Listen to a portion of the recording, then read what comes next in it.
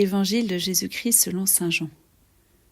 Le premier jour de la semaine, Marie-Madeleine courut trouver Simon-Pierre et l'autre disciple, celui que Jean aimait, et elle leur dit : « On a enlevé le Seigneur de son tombeau, et nous ne savons pas où on l'a déposé. » Pierre partit donc avec l'autre disciple pour se rendre au tombeau.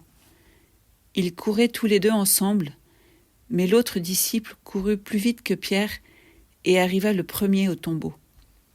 En se penchant, il s'aperçoit que les linges sont posés à plat. Cependant, il n'entre pas. Simon-Pierre, qui le suivait, arrive à son tour. Il entre dans le tombeau. Il aperçoit les linges posés à plat, ainsi que le suaire qui avait entouré la tête de Jésus, non pas posé avec les linges, mais roulé à part à sa place. C'est alors qu'entra l'autre disciple, lui qui était arrivé le premier au tombeau. Il vit et il crut.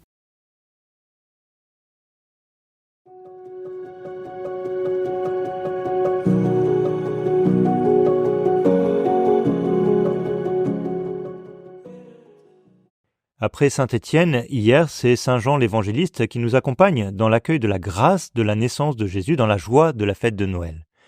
Les derniers mots du passage de l'évangile d'aujourd'hui nous en manifestent tout le sens. Il vit et il crut. Notons bien que l'évangéliste, qui relate sa propre expérience, ne dit pas « il vit et il comprit ».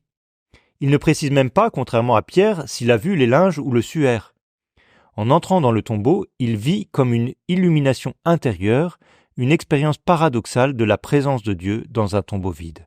C'est l'expérience de la foi, cette foi qui le renouvelle et le conduit à témoigner de sa foi. Comme Jean et avec Jean, entrons aujourd'hui avec lui dans le tombeau de nos vies pour y découvrir cette vie nouvelle qui surgit au cœur de notre mort. Laissons la foi monter et transformer nos vies.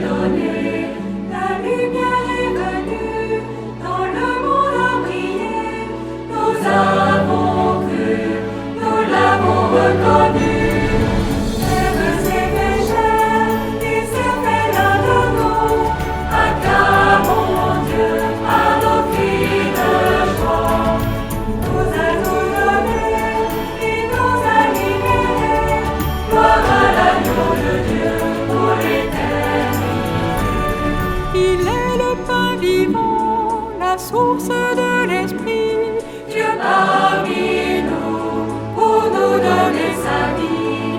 Il est l'agneau de Dieu qui porte nos péchés, qui croit en lui, vivra à tout jamais. Même ses pécheurs, il se fait l'un de nous, acclamons Dieu par nos cris de joie. Nous a tout donné.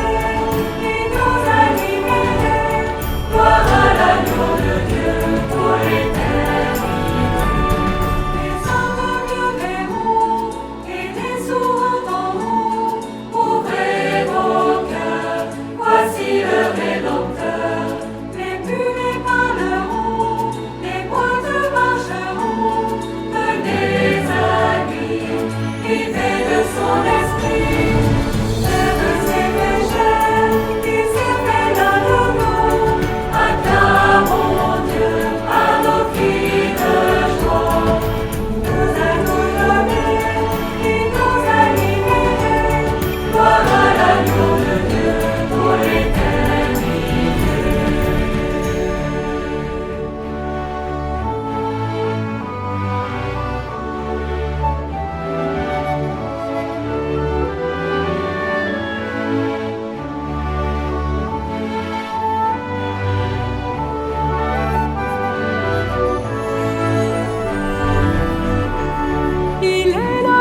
quitter